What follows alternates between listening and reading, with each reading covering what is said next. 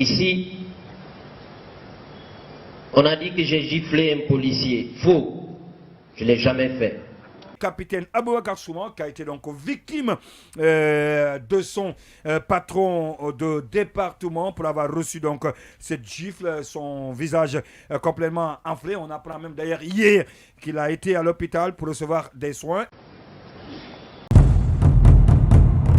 Qu'il serait arrêté, si vous voulez, dans les couloirs, en train de téléphoner, et que lui, il est allergique. Il ne souhaitait pas avoir du monde dans les couloirs. Dans les couloirs, ouais. Et qu'il aurait cherché le premier responsable, il n'a pas vu. Le deuxième, il n'a pas retrouvé.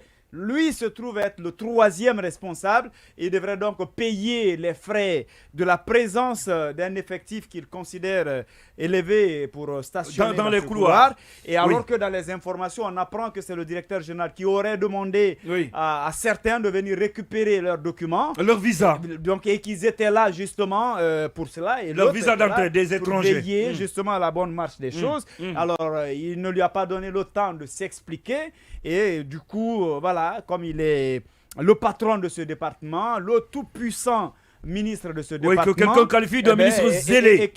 Et qu'il s'est permis justement de le gifler. Mais à chaque chose, son temps.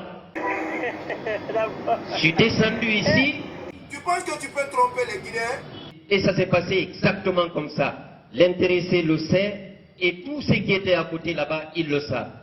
Tu penses que tu es plus intelligent que les Guinéens? C'est pas parce qu'on a dit ailleurs, à la presse, il y a ça. Si ce que vous êtes en train de faire, vous savez que vous le faites là, le cœur, faites-le et avancez. Et pour quelque raison que ce soit, c'est une infraction.